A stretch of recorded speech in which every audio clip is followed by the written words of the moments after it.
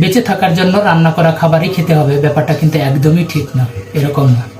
সভ্যতার শুরু থেকে মানুষ যখন জীবনযাত্রা করতে শুরু করছে এই পৃথিবীতে, তখন কিন্তু তারা রান্না করা খাবার না খেয়ে, অর্থাৎ প্রাকৃতিক খাবার খেয়ে, জীবন্ত খাবার খেয়ে জীবন ধারণ করতে, এবং তারা সুস্থভাবে জীবন ধারণ করছে। তাহলে আসুন রান্না করা খাবার খাওয়ার ট্রেডিশন থেকে বের হয়ে প্রাকৃতিক খাবার অর্থাৎ জীবন্ত খাবার খেয়ে আমরা জীবন বাঁচাই।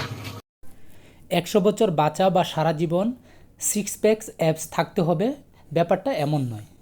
আর এমন স্বপ্ন দেখাটাও কিন্তু কঠিন কাজ। তবে আগামী কোনো প্রকার ব্যথা ছাড়া ঘুম থেকে ওঠা, কোনো প্রকার উদ্বেগ বা দুশ্চিন্তা ছাড়া দিন কাটানো, প্রফুল্ল চিত্তে আনন্দের সাথে প্রিয় মানুষদের সাথে হাসতে খেলতে ঘোরাফেরা করতে সক্ষম হওয়া, বা কোনো প্রকার ভয় ছাড়াই আপনার পছন্দের খাবারটি খেতে পারা সামর্থ্য থাকাই হলো জীবনের আসল শখ। কিন্তু এইসব কিছু পেতে হলে আমাদের অসুস্থতাকে স্বাভাবিক মনে করা যাবে না। ক্লান্ত হয়ে ঘুম থেকে ওঠা স্বাভাবিক না। কাজে এনার্জি না থাকায় ঘন ঘন চা কফি পান করাও স্বাভাবিক নয়।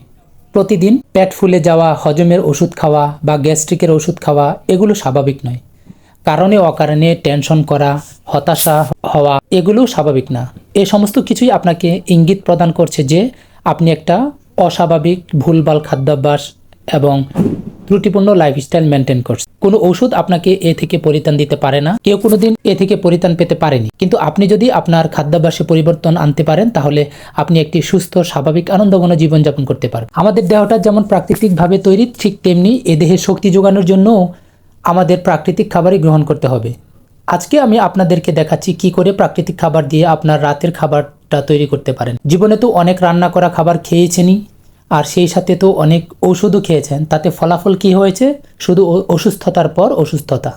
তাই আপনাদের প্রতি রিকোয়েস্ট, আমার এই রেসিপিটা কয়েকটা দিন ট্রাই করে দেখুন, তারপর ফলাফলটা কি হয় নিজেই বুঝতে পারেন। আমি যে উপাদানগুলো এখানে ব্যবহার করছি এগুলো কিন্তু আপনি খানই, তবে খাওয়ার পদ্ধতিটা হয়তো আমাদের সঠিক না। এই আসলে আমাদের ভুলভাল খাবার গ্রহণের পদ্ধতির কারণেই মূলত আমাদের এত সব সমস্যা। আমার এ সকল উপাদানগুলোতে আপনি আপনার শরীরের জন্য যত ভিটামিন, মিনারেল বা খনিজ পদার্থ, প্রোটিন, ফাইবার যা যা দরকার সমস্ত কিছুই কিন্তু আপনি পাবেন। চলুন দেখে নিই আমি আজকের খাবারটা তৈরি করতে কি কি উপাদান নিয়েছি, সেগুলোর নাম জেনে নিই।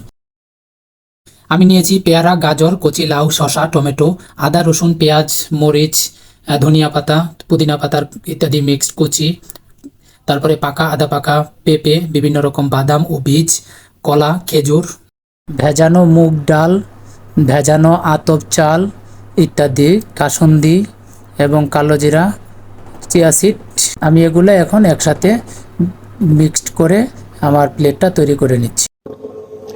তো এই যে দেখুন আমার এই থালাটা একেবারে কত সুন্দর একটা সুন্দর কালার কম্বিনেশন হয়ে পুরা প্লেট তৈরি হয়ে গেল।